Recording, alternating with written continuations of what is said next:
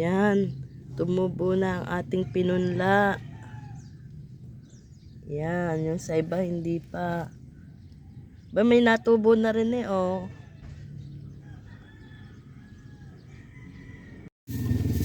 Yan, may tumubo na sa ating pinunla. Pero yung iba, hindi pa. Yun, may isa ng maliit doon. Ito yata yung mga kamatis.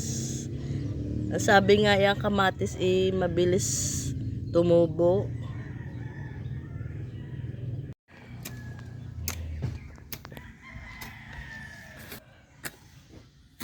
Madamo, kailangan ng linisin. At baka tayo ay ahasin. Yan.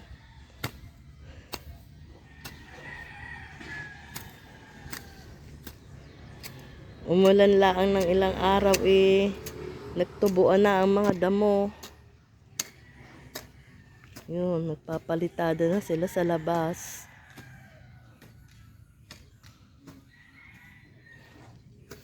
May kuryente na kami.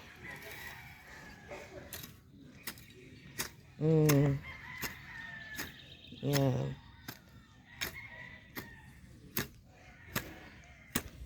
O kadumi, lalo na sa kabila. Yung sa kabila, mataas na rin ang mga damo. Ano ng lupang ito, mataba. Ito na ngayon ang ating kubo. Matagal nang hindi nakapag-video. Ito ang ating mga itananim dati. Malalaki na sila. Ito, kinain sila ng kambing. May nakapasok. Kinain ng mga dahon. Ito, malaki na ang ating mga kamatis. Kamatis lang ang tumubo. Yun. Ito, madamo na dito. Tagal na hindi napuntahan. Yan ang nangyari. Tumaas na ang mga damo. Ito yung bahay ni na Mikey. Yun, marami ng pagbabago. Yun, nagkaroon na ng garahe.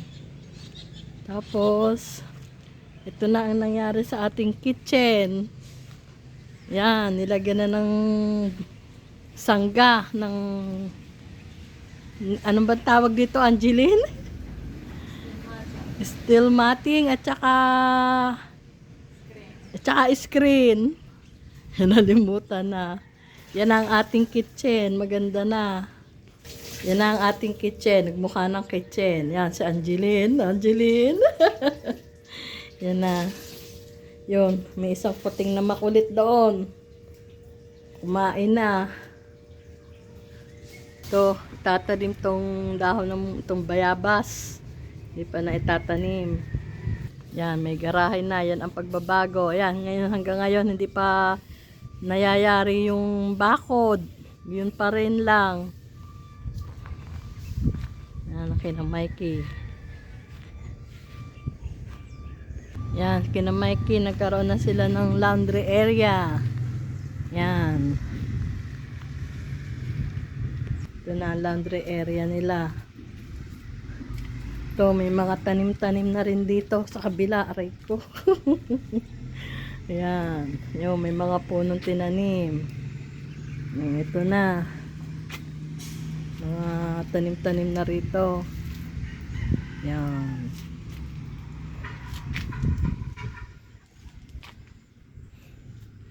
Yan, hindi na natanggal yan. Yan ako, daming malibag ni na Mikey.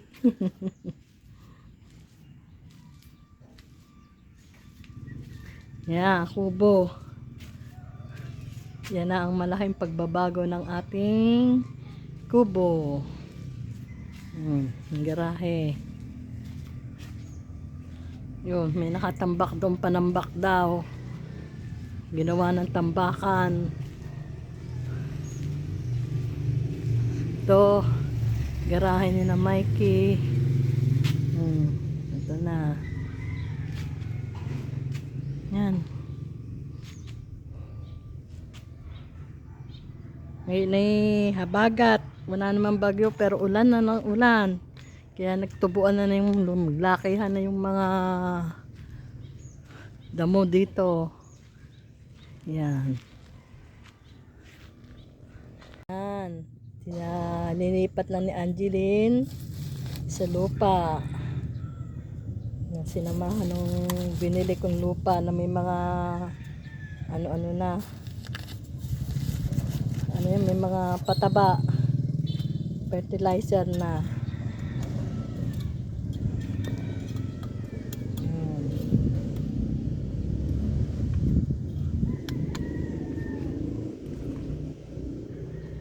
Oo nga naman, Angeline. Kasama na yung lupa, ano.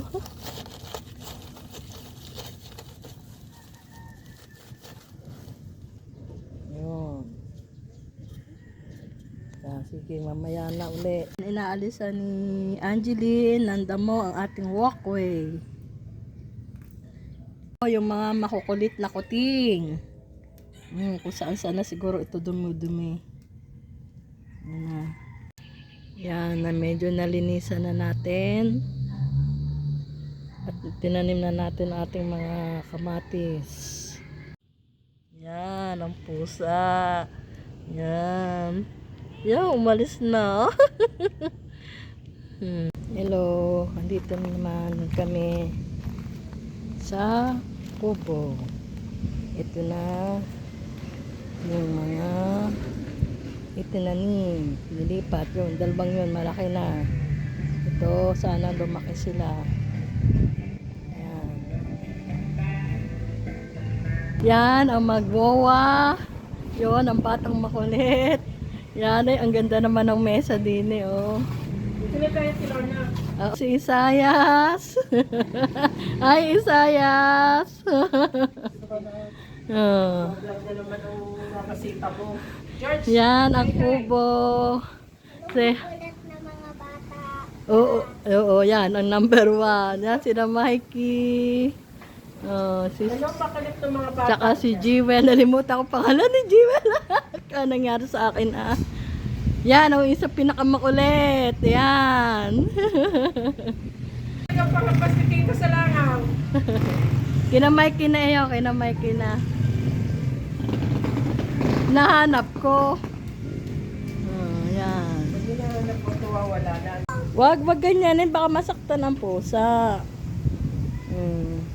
Ito gusto mamapit sa net. Ano sa ulo.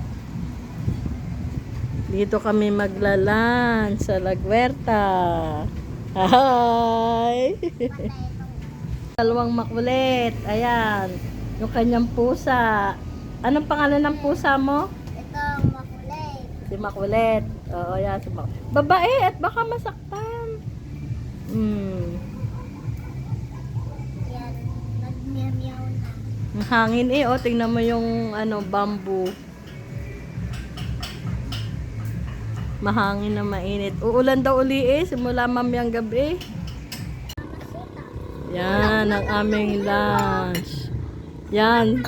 Yan si Mayardoma.